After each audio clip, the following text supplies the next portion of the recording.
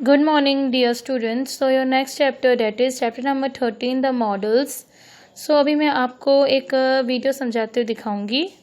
And this chapter number 13 is on the page number 64. और इसका meaning होता है पास हो सकती थी या सकता था, या किसी चीज का पास में होना, लेकिन पास्ट की बात होना. राइट ऐसे सकता था, वह जा सकता था, ये सब पास्ट की बात होना. अब यूज्ड किस लिए किया जाता है? सिर्फ ये पास्ट एबिलिटी की बात को करने के लिए यूज किया जाता है. पास्ट की किसी योग्यता, अतीत की योग्यता के लिए यूज किया जाता है. तो इसके सेंटेंसेस हैं, जैसे हम किसी चीज का पास में होना, कि उसके पास यह हो सकता था, तो उसके लिए भी हम कुड हैव का यूज करते हैं. तो किस तरह से यूज करते हैं? अफर्मेटिव में जैसे दे कुड हैव बुक्स, उनके पास किताबें हो सकती थी. तो किसी चीज का पास होना मतलब आपके पास कोई चीज होना, लेकिन पास्ट में बात हो रही है, लेकिन हुई नहीं होती. एक्चुअल में वो चीज नहीं हुई होती, लेकिन इमेजिनेशन की जा रही है कि तुम्हारे पास यह हो सकता था. तो उस केस में हम कुड हैव यूज करेंगे. अब जैसे नेगेटिव में क्या है? They could not have books. अब यहाँ पर आपने याद रखना है कुड हैव क्या है? टू वर्ड्स हैं. अब कुड हैव जब यूज हो रहा हो तो उसमें क्या होता है? टू वर्ड्स जो होते हैं तो वो अलग मतलब डिफरेंशिएट हो जाते हैं अगर आप नॉट यूज करोगे. और इंटेरोगेटिव में भी आपको मैं बताऊंगी किस तरह से इनका यूज किया जाता है. अब जैसे नॉट यूज करोगे तो कुड और हैव ये दोनों डिफरेंशिएट हो जाएंगे और नॉट इनके सेंटर में आ जाएगा. They could not have books. अब यहाँ पर उनके पास किताबें नहीं हो सकती थी, क्योंकि अब यहाँ पर देखिए कुड हैव है तो उसका मतलब ये नहीं कि बुक का मतलब सेकंड फॉर्म आ जाएगी, क्योंकि यहाँ पर बुक की सेकंड फॉर्म नहीं आएगी, क्योंकि यहाँ पे कोई एक्शन वर्ड नहीं है. बुक क्या है? एक ऑब्जेक्ट है. तो यहाँ पे कोई मेन वर्ब यूज नहीं हो रखी है. ये सिर्फ बता रहा है आपके पास पोजेशन, जो कि पास्ट की बात हो रही है, कि पास्ट में आपके पास ये चीज हो सकती थी, लेकिन कोई कार्य की बात नहीं हो रही है. तो इसीलिए यहाँ पर बुक्स यूज हो रखा है. तो इंटेरोगेटिव क्या होता है? क्वेश्चनिंग होती है. जैसे कुड और हैव मैंने बोला है, नोट के केस में वो इन दोनों के बीच में आ जाएगा, तो जो वर्ड्स है उनके बीच में नोट आ जाएगा. अब ये दो वर्ड्स फिर से डिफरेंशिएट हो जाएंगे. ये किसके बीच में? इसके बीच में क्या आ रहा है? सब्जेक्ट.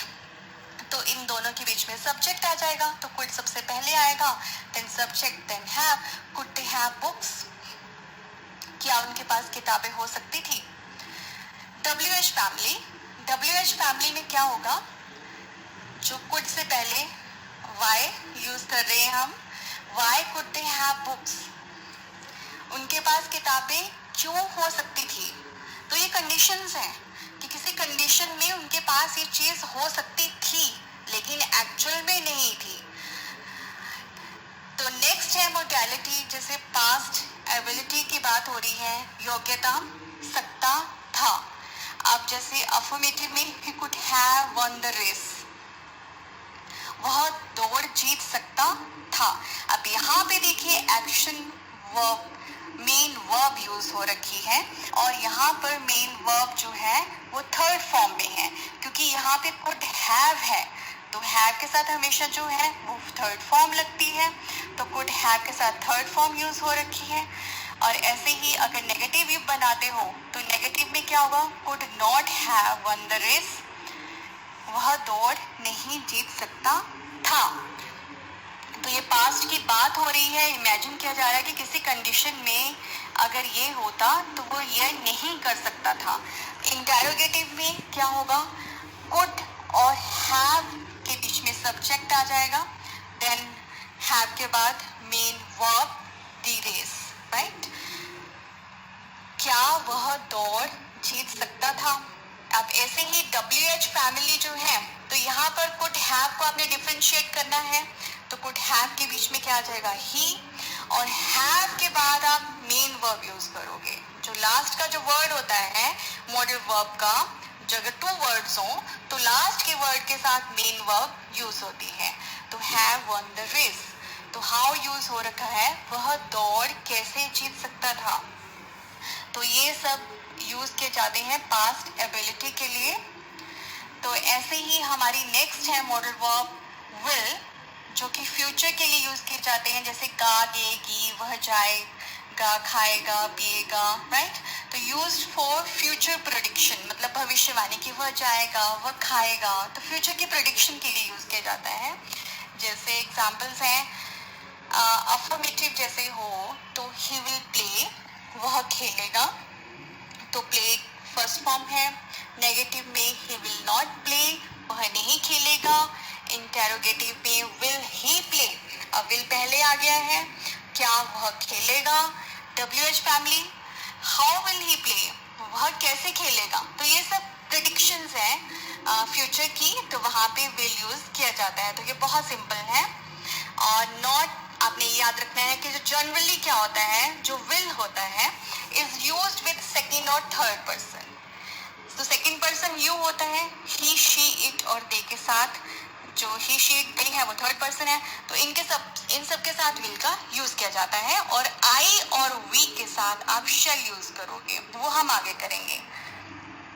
नेक्स्ट है वुड, जो पास्ट है विल का।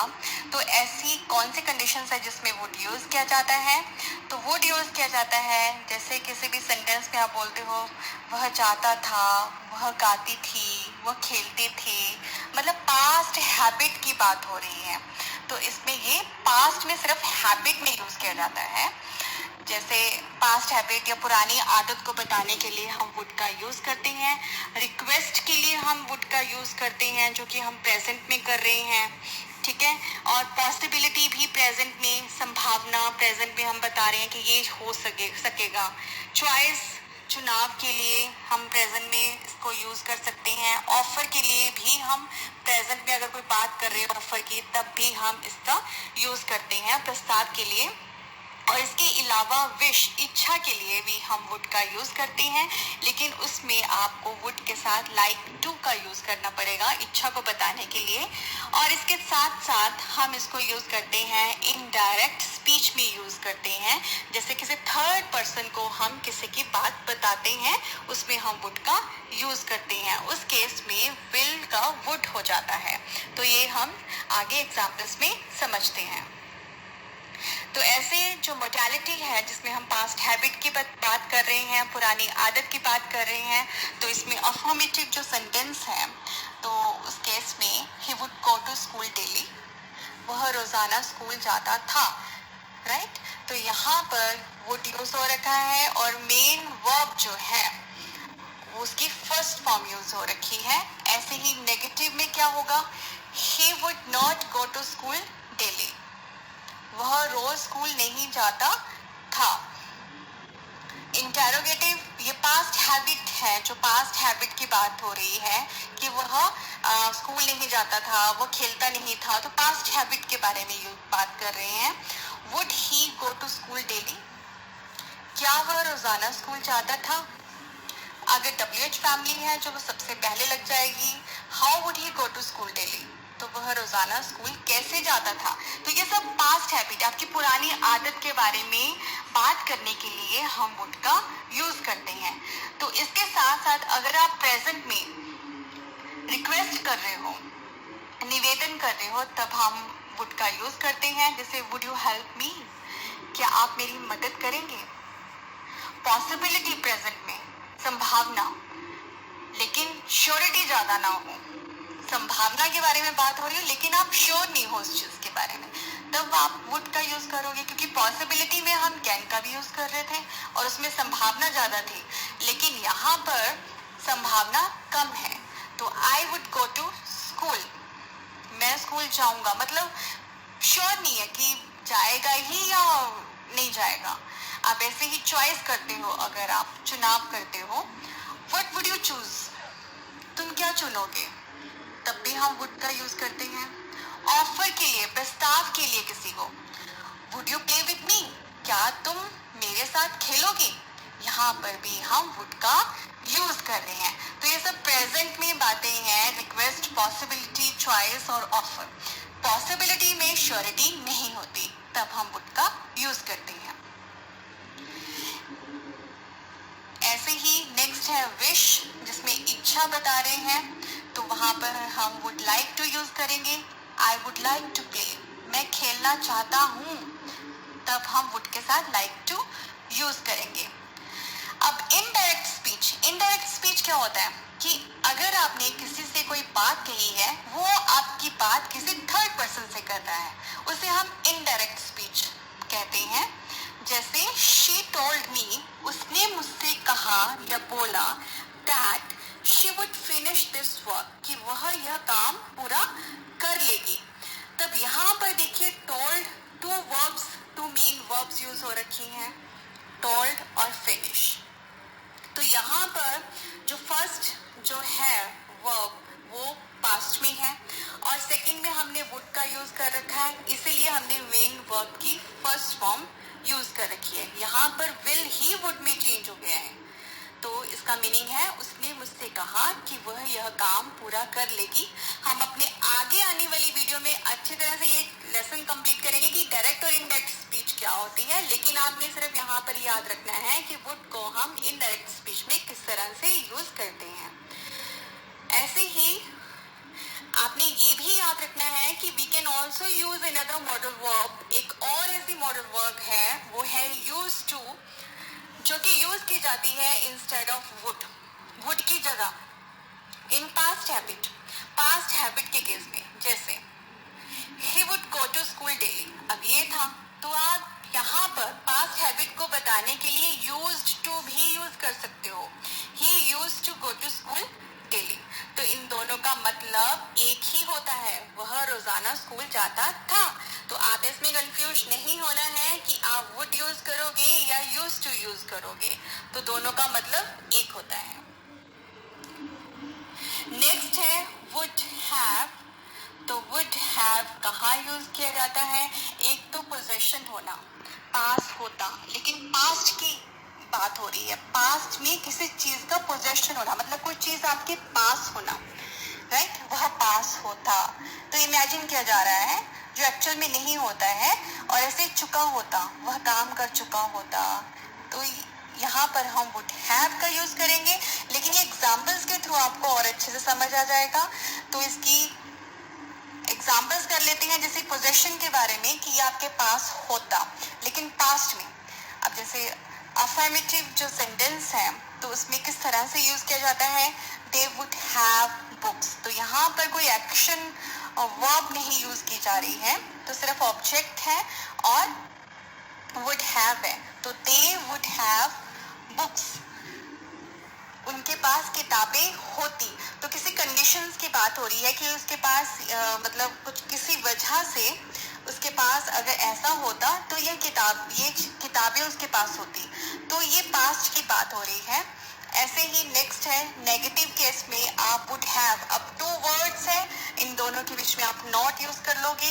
They would not have books, उनके पास किताबें नहीं होती। इंटेरोगेटिव में क्या होगा? वुड सबसे पहले आ जाएगा और वुड हैव के बीच में सब्जेक्ट आ जाता है। वुड दे हैव बुक्स, क्या उनके पास किताबें होती? WH फैमिली में क्या होता है? Why would they have books, उनके पास किताबें क्यों होती? तो यहाँ पर वाई जो है वो वुड से पहले यूज हो रखा है। तो ये पास होना, पोजेशन के बारे में, लेकिन पास्ट के उसके बारे में हो रही है बात। तो यहाँ पर हम वुड हैव का यूज करेंगे। तो ऐसे ही चुका होता, कोई काम कर चुका होता, उसमें उस केस में किस तरह से यूज किया जाता है? तो जो अफर्मेटिव जो सेंटेंस है यहाँ पर देखिए, they would have finished their work. अब यहाँ पर मेन वर्ब है, वर्ब यूज हो रही है। तो मेन वर्ब में वुड हैव के साथ आप थर्ड फॉर्म यूज करोगे, नॉट सेकंड, थर्ड फॉर्म। तो वुड हैव के साथ थर्ड फॉर्म यूज करोगे। तो they would have finished their work, उन्होंने अपना काम खत्म कर लिया होता, राइट। नेक्स्ट है नेगेटिव के लिए, they would not have finished their work, उन्होंने अपना काम खत्म नहीं किया होता। तो यहाँ पे वुड हैव के बीच में आप नॉट यूज करोगे। इसमें एक कंडीशन होती है, जो पास्ट में कोई कंडीशन थी जिस वजह से ये काम नहीं हुआ या हुआ, राइट, तो उस केस में हम वुड हैव यूज करते हैं। ऐसे ही इंटेरोगेटिव है जिसमें वुड हैव के बीच इंग्लिश में सब्जेक्ट यूज होगा, would they have finished their work, क्या उन्होंने अपना काम खत्म कर लिया होता। नेक्स्ट है WH family, why would they have finished their work, उन्होंने अपना काम क्यों पूरा किया होता। तो ये सब है use of would have in case of चुका होता। नेक्स्ट है शेल, जो कि फ्यूचर के बारे में बताती है। गा गे गी आता है सेंटेंस में, तो शेल का यूज हम प्रेडिक्शन के लिए करते हैं और एफर्मेटिव में किस तरह से यूज करते हैं, जैसे आई के साथ हम शेल यूज करेंगे और वी के साथ शेल यूज करेंगे।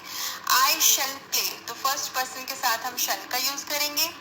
तो मैं खेलूंगा, नेगेटिव में आई शेल नॉट प्ले, मैं नहीं खेलूंगा। इंटेरोगेटिव में शेल आई प्ले, क्या मैं खेलूंगा। WH फैमिली में क्या करोगे आप, हाउ आगे लिख दोगे, हाउ वाई कुछ भी लिख सकते हो। हाउ शेल आई प्ले, मैं कैसे खेलूंगा। तो ये सब है फ्यूचर प्रेडिक्शन के लिए। तो यहाँ पर सेम विल की तरह ही आप सेंटेंस यूज करोगे एफर्मेटिव, नेगेटिव, इंटेरोगेटिव और WH फैमिली में, लेकिन इसमें सिर्फ ये याद रखना है कि आई और वी के साथ हम शेल यूज करते हैं, फर्स्ट पर्सन के साथ हम शेल का यूज करते हैं। तो यहाँ पे shall is used with first person I and we. Next है विल और शेल के लिए कुछ रूल्स भी होते हैं एज ए मॉडल वर्ब जब ये यूज किए जाते हैं। वो रूल्स क्या हैं ये आपको याद रखने हैं। विल और शेल जब आप कोई नॉर्मल प्रेडिक्शन करते हो, नॉर्मल बात करते हो कि वह जाएगा, वो खेलेगा, हम ये करेंगे, तो उस केस में हम इसको किस तरह से यूज करते हैं। और स्ट्रॉन्ग प्रेडिक्शन कि वो खेलेगा ही, वो मतलब आपको पता है कि वो ये काम करेगा ही, मतलब आपकी प्रेडिक्शन बहुत स्ट्रॉन्ग है, उस केस में हम इसको किस तरह से यूज करते हैं। देखिए, अगर आपकी नॉर्मल प्रेडिक्शन है कि आप नॉर्मल बोल रहे हो कि वो खेलेगा, वो जाएगा, वो ये करेगा, तो generally will is used with second person you and third person he she it और दे के साथ यूज किया जाता है। और शेल का यूज किया जाता है फर्स्ट पर्सन आई और वी के साथ। लेकिन अगर प्रेडिक्शन स्ट्रॉन्ग है तो यहाँ पे अपोजिट हो जाएगा, विल जो होता है वो फर्स्ट पर्सन के साथ यूज होगा और शेल जो होता है वो सेकंड पर्सन और थर्ड पर्सन के साथ यूज होगा। मतलब स्ट्रॉन्ग प्रेडिक्शन में इनका यूज जो है फर्स्ट पर्सन, सेकंड पर्सन और थर्ड पर्सन में बिल्कुल इंटरचेंज हो जाता है।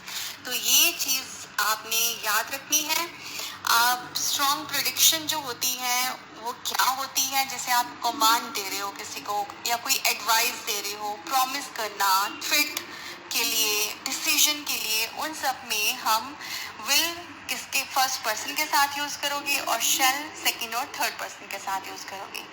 नॉर्मल प्रेडिक्शन जो होती है वो क्वेश्चनिंग के लिए होती है, जैसे ऑफर करना, किसी को कोई चीज देना, राइट, रिक्वेस्ट करना किसी चीज के लिए, या फ्यूचर के बारे में, भविष्य के बारे में कोई नॉर्मल बात करनी, तो वहां पर हम विल जो है वो सेकंड पर्सन और थर्ड पर्सन के साथ यूज करेंगे और शेल जो है वो फर्स्ट पर्सन के साथ यूज करेंगे। तो ये बहुत ही इंपॉर्टेंट है जो आपने याद रखना है। जैसे हम अगर कमांड दे रहे हैं, आदेश दे रहे हैं, द स्टूडेंट्स शेल, तो यहाँ पर हम स्ट्रॉन्ग प्रेडिक्शन, मतलब स्ट्रॉन्ग हमारी जो है प्रेडिक्शन है, तो इसलिए हम स्टूडेंट्स के साथ शेल का यूज करेंगे। फिनिश देयर टास्क, छात्र अपना कार्य पूरा करेंगे, तो बिल्कुल इंटरचेंज हो जाएगा। डिसीजन में क्या हो जाएगा, आई के साथ हम शेल यूज नहीं करेंगे, विल करेंगे, क्योंकि ये स्ट्रॉन्ग प्रेडिक्शन है। I will call a taxi for you, मैं तुम्हारे लिए एक टैक्सी बुलाऊंगा। प्रॉमिस के लिए, वचन के लिए, जैसे वी विल, अब शेल यूज नहीं करेंगे क्योंकि प्रेडिक्शन बहुत स्ट्रॉन्ग है। We will make the dishes for you, मतलब बहुत स्ट्रॉन्ग है कि आपने बनानी ही है डिशेस, तो हम आपके लिए व्यंजन बनाएंगे। ऐसे ही थ्रेट के लिए, धमकी के लिए, बहुत स्ट्रॉन्ग है आपकी धमकी कि आप भी करोगे ही। I will punish you if you do this, ऐसा करने पर मैं तुम्हें सजा दूंगा, मतलब ये स्ट्रॉन्ग है आपकी। तो यहाँ पर किस तरह से हम विल और शेल किसके साथ यूज करेंगे, तो ये है नेक्स्ट है क्वेश्चनिंग के लिए, जो कि नॉर्मल प्रेडिक्शन के लिए होता है। तो नॉर्मल प्रेडिक्शन के लिए जैसे हमें पता ही है, ऑफर प्रस्ताव के लिए शैल आई गेट यू कॉफी, तो यहाँ पर आई के साथ शैल यूज कर रखा है, क्वेश्चनिंग हो रही है इसलिए शैल आगे है। क्या मैं तुम्हें कॉफी लाऊं, रिक्वेस्ट के लिए, निवेदन के लिए। Will you get me coffee, क्या तुम मुझे कॉफी पिलाओगे। सजेशन के लिए, सुझाव के लिए, shall we arrange a party tonight, क्या आज रात एक पार्टी की व्यवस्था करेंगे, क्या हम आज रात एक पार्टी की व्यवस्था करेंगे।